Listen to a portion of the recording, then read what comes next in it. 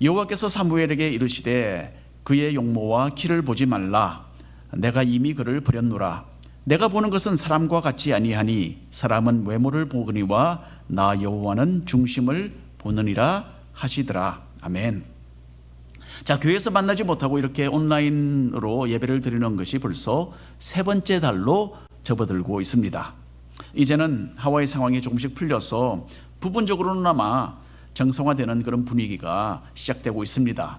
교회 예배도 멀지 않은 장래에 다시 정상적인 모습을 되찾게 되기를 간절히 바랍니다. 코로나 바이러스로 인해서 우리의 삶 속에 참으로 막대한 변화가 찾아온 것이 사실입니다. 우리 모두는 전혀 예상하지 못했던 생활상의 그 방향 전환을 다 경험을 했습니다. 그러나 이 모든 어려움 가운데서도 성도들의 사랑과 헌신된 그 모습이 표현되는 것을 여러 차례 저는 지켜보면서 하나님께 감사를 드리는 그런 기회를 가졌습니다.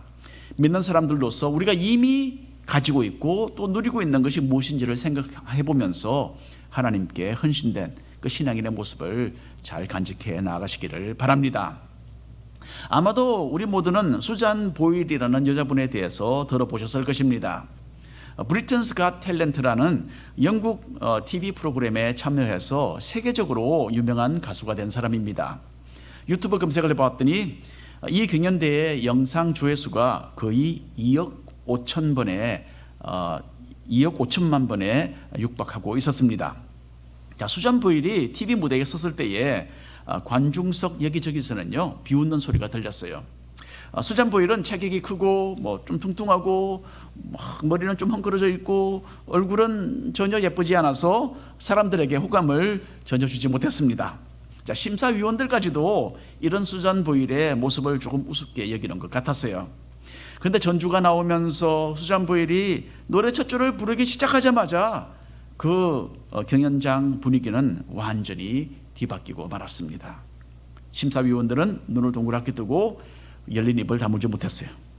관중들의 조소는 순식간에 그 노래의 첫 줄 나오는 그 순간에 그냥 순식간에 그 조소가 환호 소리로 변했습니다. 전혀 예상하지 못했던 아름다운 노래가 수잔 보일의 그 음성으로 흘러나왔기 때문입니다. 자, 수잔 보일의 노래가 계속되면서 관객들은 그냥 가만히 앉아서 듣고 있을 수가 없었어요. 그래서 일어서서 박수를 치면서 환성을 지르기 시작합니다.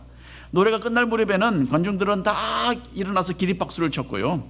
심사위원들도 너무나 충격을 받고서 어쩔 줄을 몰라 했습니다. 자, 이때에 수잔 보일의 나이가 47세의 노처녀였어요. 한 번도 남자친구를 사귄 적이 없었어요. 그리고 TV 무대에 처음에 섰을 때에 자신은 키스도 한 번 해보지 못했다고 스스로 그렇게 말을 했습니다. 자, 수잔 보일은 어릴 때부터 발달 장애가 있었고 학교 친구들에게 바보라고 놀림을 받았습니다. 이렇게 사람들에게 관심을 받지 못했지만은 시골 교회 성가대에서 열심히 봉사했고 연로하신 분들을 방문하면서 돌보는 참으로 착한 심성을 가진 여성이었던 것입니다. 그래서 2009년에 TV 탤런트 프로그램으로 시작된 이 수잔 보일 이 여성의 가수 생활은 그 후에 엄청난 성공을 거두었습니다. 영국과 미국 TV 회사로부터 인터뷰 요청이 쏟아져 나왔습니다. 전 세계 신문사들이 수잔 보일에 관한 기사를 실었어요. 그 후에 수잔 보일의 노래 앨범들은 날개가 돋친 듯이 기록을 세우면서 잘 팔렸습니다. 상도 많이 받고요. 또 영국 여왕 앞에서도 노래를 부르는 그 영광을 누리게 되었습니다. 그리고 여러 차례 교회와 자선단체들을 위해서 공연도 하면서 사회에 많은 기여를 하게 됩니다. 수잔 보일이라는 이 여성은 겉모습과는 달리 엄청나게 아름다운 목소리와 착한 마음을 가진 여자분이었던 것입니다. 자, 정도의 차이는 있겠지만은 어디를 가든지 사람들은 다른 사람을 겉모습으로 평가하고 대합니다. 그렇기 때문에 우리는 우리 자신의 그 각자의 그 외형적인 모습에 신경을 많이 쓰고 화장도 하고 외모로서 다른 사람에게 좋은 인상을 남기려고 항상 노력을 기울이는 것입니다. 사람들은 이렇게 겉모습에 좌우되지만 물론 하나님은 그렇지 않으십니다. 하나님은 사람의 중심을 보시는 분이십니다. 자, 오늘 말씀에서 하나님은 어린 다윗을 장래 이스라엘 나라의 왕으로 세우십니다. 보잘것없는 한 소년의 마음에서 어떤 좋은 것을 하나님은 보셨어요. 그리고 그를 선택해서 크게 만드셨습니다. 이렇게 해서 다윗은 한 나라의 왕으로서뿐만 아니라 온 인류를 구원하시려는 그 하나님의 계획 속에서 참으로 중요한 사람으로 쓰임을 받게 됩니다. 먼저 하나님께서는 사무엘 선지자에게 한 가지 중대한 임무를 내리셨습니다. 하나님께서 선택하신 그 사람을 만나서 이스라엘의 다음 왕으로 세우는 그것이 바로 사무엘의 임무였어요. 사무엘은 이전에도 이런 비슷한 일을 한번 했던 적이 있습니다. 하나님의 참으로 특별한 인도하심에 따라서 사울이라는 사람을 만나서 이스라엘의 첫 번째 왕으로 사무엘이 세웠었습니다. 그 당시에 이스라엘 백성들은 왕을 세워달라고 하나님께 요구를 했었어요. 때때로 기드온, 삼선, 사무엘 선지자와 같은 이런 사사들을 일으키셔서 나라를 다스리시는 그 하나님의 방법이 싫었던 것입니다. 그래서 주변에 있는 다른 모든 나라들처럼 자기들도 어떤 정해진 왕이 있어서 그 왕을 중심으로 생활하기를 원했던 것입니다. 하나님께서는 이스라엘 백성들의 요구를 들어주셨어요. 그래서 백성들이 기뻐할 모든 조건을 갖춘 사울을 왕으로 세워주셨습니다. 사울은 키가 크고 용모가 아주 준수한 사람이었어요. 키가 얼마나 큰지 일반 사람들은 머리가 사울의 어깨 정도밖에 미치지 못할 정도였어요. 그만큼 키가 컸습니다. 이렇게 사울은 왕으로서의 품위가 넘치는 그런 참으로 이상적인 외모를 가지고 있었던 것입니다. 그런데 사울은 얼마 되지 않아서 하나님께 두 가지 크나큰 잘못을 저지릅니다. 먼저 왕이 된 지 한 2년 후에 블레셋 민족과의 전쟁이 있었어요. 블레셋은 참으로 강력한 군대를 이끌고 와서 이스라엘 백성들을 위협했습니다. 백성들은 사울을 따르기는 했지만은 두려워했고 참으로 임박한 전쟁을 앞두고서 뿔뿔이 흩어지기 시작했습니다. 여기에 대해서 이 사울 왕은 위기감을 느끼게 된 거죠. 사무엘 선지자는 사울 왕에게 내가 올 때까지 가만히 기다리라고 하나님의 말씀으로 그렇게 명령을 했었습니다. 그런데 사울은 자신의 군대가 흩어지는 것을 보고 마음이 다급해져서 사무엘 대신에 자기가 제사를 드리고 전쟁터로 향하려고 했던 것입니다. 그래서 사울 왕이 제사를 드리기를 마쳤을 때에 사무엘 선지자가 그 장소에 도착을 했습니다. 그래서 왜 당신이 지금 무엇을 하느냐라고 사무엘이 물으니까 사울은 이런저런 변명을 늘어놓았어요. 자, 그때 사무엘은 사울이 하나님의 명령을 어겼기 때문에 하나님께서 자신의 마음에 맞는 다른 사람을 왕으로 세우실 것이다는 그런 예언을 하게 됩니다. 자, 그 일이 있은 후에 사울은 이번에는 아말렉 민족과 전쟁을 치르게 됩니다. 하나님께서는 이 전쟁에서 사울이 아말렉 사람들의 모든 가축을 진멸하라는 그런 명령을 내리셨어요. 그런데 사울 왕은 가치가 없고 또 볼품이 없는 그런 짐승은 죽이고 품질이 아주 좋은 양과 소는 남겨두고 숨겨두었던 것입니다.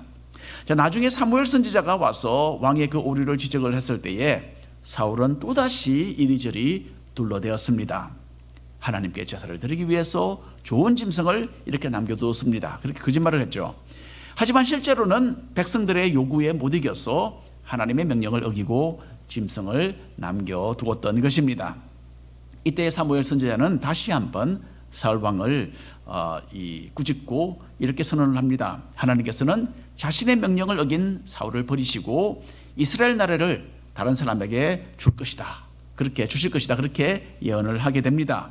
자, 이 일을 끝으로 사무엘 선지자는 다시는 사울 왕의 그 모습을 보지 않고 그 탈선을 슬퍼하면서 사울을 만나지 않았던 것입니다. 자, 이렇게 슬픔에 빠져서 나날을 보내고 있는 사무엘 선지자에게 하나님의 말씀이 임하게 됩니다. 그래서 사무엘상 16장에 있는 말씀 1절, 2절, 3절 말씀인데 여러분 화면을 보시면서 함께 읽겠습니다. 여호와께서 사무엘에게 이르시되 내가 이미 사울을 버려 이스라엘 왕이 되지 못하게 하였거늘 내가 그를 위하여 언제까지 슬퍼하겠느냐. 너는 뿔에 기름을 채워 가지고 가라. 내가 너를 베들레헴 사람 이새에게로 보내리니 이는 내가 그의 아들 중에서 한 왕을 보았느니라 하시는지라. 사무엘이 이르되 내가 어찌 갈 수 있으리까. 사울이 들으면 나를 죽이리이다 하니 여호와께서 이르시되 너는 암송아지를 끌고 가서 말하기를 내가 여호와께 제사를 드리러 왔다 하고 이새를 제사에 청하라. 내가 내게 행할 일을 가르치리니 내가 내게 알게 하는 자에게 나를 위하여 기름을 부을지니라. 자, 만일에 다른 사람을 왕으로 세운다면 사울 왕이 가만히 있지 않을 것입니다. 그렇게 사무엘 선지자가 염려를 했습니다. 자, 여기에 대해서 하나님께 우리를 표하자 하나님께서는 사무엘을 위해서 한 가지 방법을 제시해 주고 계십니다. 비밀리에 왕을 세우도록 사무엘에게 특별히 허락을 해 주신 거죠. 제사를 드리는 그 과정의 한 부분으로서 사무엘이 은밀하게 하나님이 보여주시는 그 사람에게 기름을 살짝 부으면 된다라고 말씀을 해 주셨습니다. 자, 여러분, 여기서 우리는 사울이 얼마나 악한 사람으로 전락했는지를 엿볼 수가 있습니다. 사무엘이 하나님의 충성된 선지자라는 것은 모든 사람들이 알고 있었어요. 이런 사무엘이 만일에 어떤 사람을 왕으로 세운다면 그것은 하나님의 명령에 의한 것이죠. 그리고 하나님을 두려워하는 사람이라면 당연히 그런 하나님의 그 결정을 받아들일 것입니다. 그런데 사울은 하나님의 명령을 받드는 사무엘 선지자를 죽일 수도 있는 그런 악한 왕으로 변해 있었던 것입니다. 자, 하나님께서 사울 왕을 버리신 것은 그냥 한두 가지 실수를 저질러서가 아니었어요. 먼저 하나님의 명령을 의도적으로 어겼던 것이 크나큰 이유였고요. 다음에는 자신의 책임을 회피하고 변명과 거짓말을 한 것이 또한 이유였습니다. 그리고 무엇보다도 가장 큰 이유는 하나님을 두려워하지 않고 자신의 뜻을 고집하는 오만한 마음이 그 속에 자리 잡고 있었기 때문에 하나님께서는 더 이상 사울을 사용하실 수가 없으셨던 것입니다. 사울은 그 모습으로는 모든 것을 잘 갖춘 완벽한 사람이었어요. 어느 누구가 보아도 지도자였고 신체적인 조건과 왕다운 그런 품위가 넘치는 사람이었습니다. 하지만 그 모습이 아니라 마음을 살피시는 그 하나님의 기준에는 미달되었기 때문에 그만 버림받은 왕이 되고 말았던 것입니다. 하나님을 두려워할 줄 알고 그분의 뜻을 따르려는 그런 마음을 새롭게 가져보는 우리 모두가 되기를 간절히 바랍니다. 두 번째로 사람이 보는 것은 역시 외면적인 것이다라는 것을 우리가 알 수가 있습니다. 사무엘 선지자는 하나님의 명령대로 베들레헴에 도착을 합니다. 베들레헴은 하나의 작은 시골 마을에 불과했어요. 어떤 큰 인물이 나타날 만한 그런 대단한 곳이 아니었습니다. 그런데 여기서 다윗이 태어났고요. 나중에는 예수님께서 여기서 태어나셨습니다. 그러니까 사람이 보는 기준은 이렇게 오류가 많다라는 것을 잘 말해주고 있습니다. 사무엘은 하나님의 지시에 따라 베들레헴에 사는 그 이새를 부르고 또 그 아들들을 제사 자리에 초청을 합니다. 이새 아들들 중에 이스라엘의 다음 왕이 선정될 것이라는 그 하나님의 말씀이 있었기 때문이죠. 사무엘은 과연 하나님께서 어떤 사람을 선택하셨는지 대단히 궁금했을 것으로 저는 생각이 됩니다. 이새는 나이 순대로 아들들을 장자로부터 하나씩 불러서 사무엘 앞에 세웠고요. 자, 이것으로 사무엘만이 속으로 아는 이 왕을 세우는 그 일방적인 은밀한 그 인터뷰가 시작이 되었던 것입니다. 사무엘상 16장 6절 7절 말씀 한 목소리로 읽어보겠습니다. 그들이 오매 사무엘이 엘리압을 보고 마음에 이르기를 여호와의 기름 부으실 자가 과연 주님 앞에 있도다 하였더니 여호와께서 사무엘에게 이르시되 그의 용모와 키를 보지 말라. 내가 이미 그를 버렸노라. 내가 보는 것은 사람과 같지 아니하니 사람은 외모를 보거니와 나 여호와는 중심을 보느니라 하시더라. 이새의 큰아들 엘리압은 키가 크고 잘생겼어요. 사울 왕이 지니고 있던 그 신체적인 요소들을 엘리압이 다분히 가지고 있었던 것 같습니다. 그래서 대번에 사무엘 선지자의 마음에 들었고요. 틀림없이 이 사람이구나 라는 그런 확신이 들도록 했던 것입니다. 그런데 바로 그 순간에 하나님은 사무엘 선지자에게 알려주셨어요. 내가 이 사람을 이미 버렸다. 엘리압은 용모나 다른 조건으로는 왕이 되기에 적합했겠지만은 그 마음속에는 하나님께서 찾으시는 그 무엇이 결핍되어 있었던 것이죠. 하나님은 이미 엘리압을 겪어보셨고 또 알고 계셨던 것입니다. 이어서 하나님은 사무엘 선지자를 또 깨우치십니다. 사람은 외모를 보고 평가를 하지만은 또 그렇게 마음이 끌리지만은 하나님은 사람의 중심에 무엇이 있는지를 보신다라고 그렇게 하나님은 사무엘 선지자를 깨우치십니다. 자, 여기서 보면 위대한 이 사무엘 선지자도 완전하지 않았어요. 사무엘 선지자도 역시 인간인지라 무의식 중에 사람을 외모로 평가하는 그 오류를 지금 여기서 범하고 있습니다. 한편으로는 흠이 많은 우리가 좀 위로로 삼을 수 있는 그런 말씀이죠.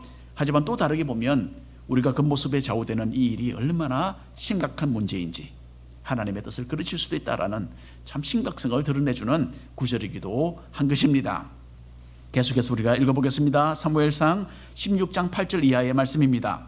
이새가 아비나답을 불러 사무엘 앞을 지나가게 하매 사무엘이 이르되 이도 여호와께서 택하지 아니하셨느니라 하니, 함께 읽겠습니다. 이새가 산마로 지나가게 하매 사무엘이 이르되 이도 여호와께서 택하지 아니하셨느니라 하니라. 이새가 그의 아들 7을 다 사무엘 앞으로 지나가게 하나 사무엘이 이새에게 이르되 여호와께서 이들을 택하지 아니하셨느니라. 자, 아버지 이새는 첫째 그리고 둘째, 셋째 해서 아들들을 하나씩 불러서 사무엘에게 다 인사를 시킵니다. 하나님은 그때마다 사무엘의 마음에 내가 선택한 사람이 아니야, 그렇게 말씀을 하시는 거예요.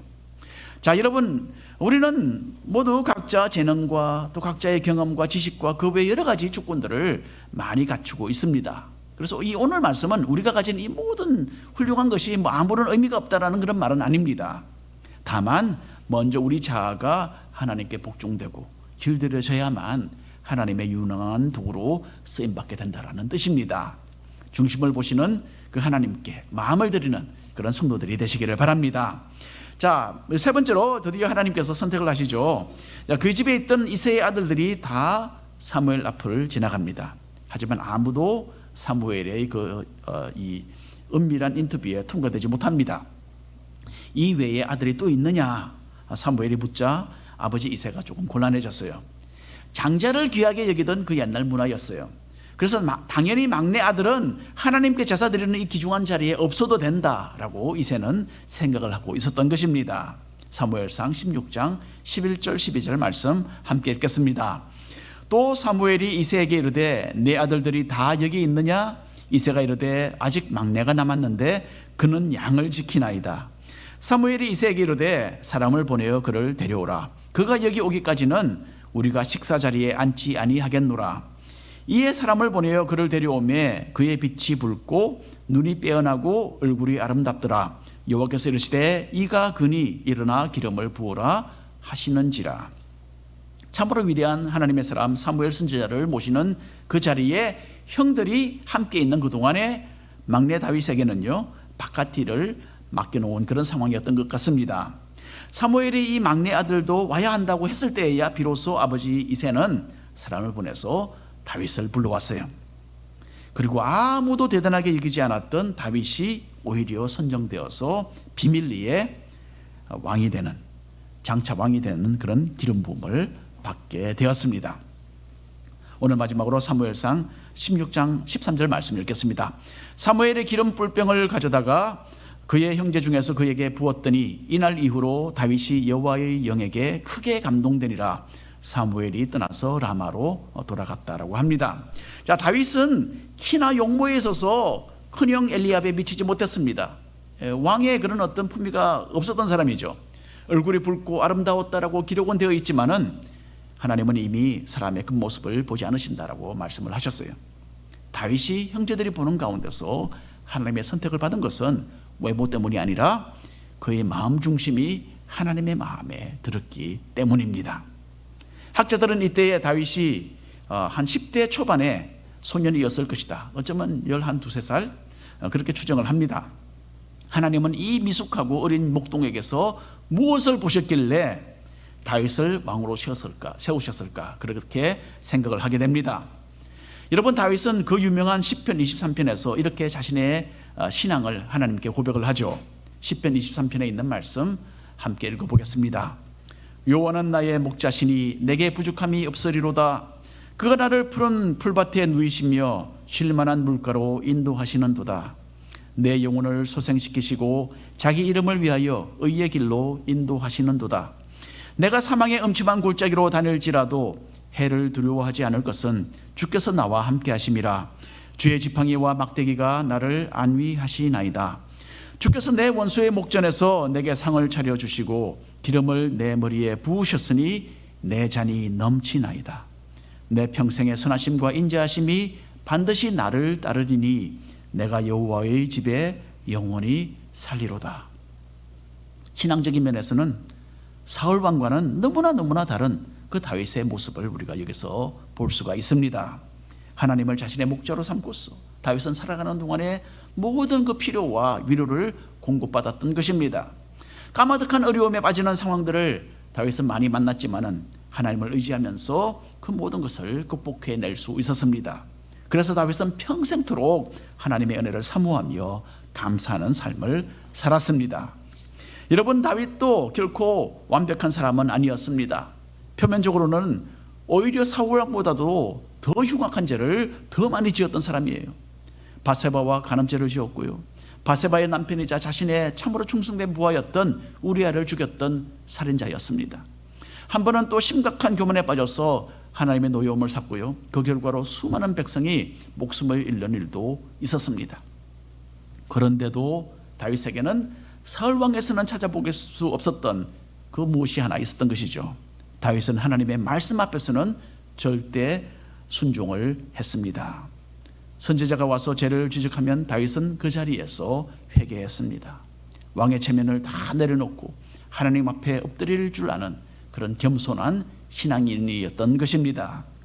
하나님은 다윗의 마음에 이런 충성된 면이 있는 것을 보셨던 것이죠. 그래서 다윗을 자신의 마음에 합한 자라고 칭찬하셨습니다. 때묻지 않은 진실된 신앙과 겸손으로 단장하여서 사람을 그 중심을 보시는 그 주님의 마음에 꼭 드는 성도들이 되시기를 바랍니다. 결론의 말씀을 드립니다. 오늘 말씀을 통해서 다윗이 왕으로 선택되는 그 과정에 대해서 잠시 읽어보았습니다.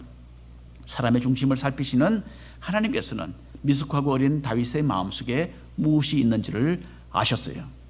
하나님께서는 다윗의 겸손과 진실된 신앙이 마음에 드셨던 것입니다. 그래서 모든 사람들의 눈에 가려져 있던 다윗에게 조명을 비추시고 참으로 위대한 사무엘 선지자를 통해서 그 어린 머리에 기름을 부으셨던 것입니다. 하나님의 선택으로 기름 부음을 받은 다윗은 그 후 평생토록 하나님의 은혜를 누리게 됩니다. 하나님의 능력으로 나라를 구하고 하나님의 지혜로 예언을 했고 하나님의 영감으로 많은 시를 써서 대대로 신앙인들의 위로가 되도록 그렇게 했습니다. 여러분, 하나님은 다윗의 이름이 성경에 가장 많이 기록되도록 해주셨어요. 세상 어떤 사람보다도 다윗의 이름이 성경에 가장 많이 기록되어 있습니다. 그렇다고 해서 다윗이라는 이름이 여러 사람에게 있었던 거 아닙니다. 다윗 홀로 다윗의 이름을 가지고 있었어요. 그런데 예수님의 이름보다도 다윗의 이름이 성경에 더 많이 나옵니다. 물론 그리고 예수 그리스도께서 다윗의 혈통으로 이 땅에 태어나는 그 엄청난 복을 내려주셨습니다. 영어에 이런 말이 있죠. Don't judge a book by its cover. 표지로 책을 판단하지 말라라는 말입니다. 그 모습을 보는 것에 너무나 익숙한 우리는요, 자동적으로 사람들을 외모로 평가합니다. 그래서 수잔 보일과 같은 사람들을 우습게 여기는 그런 실수를 많이 범하기도 합니다. 우리 자신에 대해서도 우리는 외면적인 것을 내세우는 잘못을 쉽게 저지르죠. 내가 가진 지위, 내가 가진 재능, 내가 겪은 모든 경험 또는 내가 쌓아둔 지식을 가지고서 사람들 앞에 은근히 과시하려는 그런 유혹을 우리는 자주 받게 되는 것입니다. 무엇보다 사람의 중심을 보시는 그 하나님보다는 겉모습에 좌우되는 사람들의 시선을 더 많이 의식하는 그런 오류가 우리 모두에게 있는 것입니다. 외모가 아니라 중심을 보시는 하나님께 우리의 겸손과 진실된 신앙이 보여지도록 마음들을 새롭게 단장하는 우리 모든 성도들이 되시기를 바랍니다. 기도하겠습니다.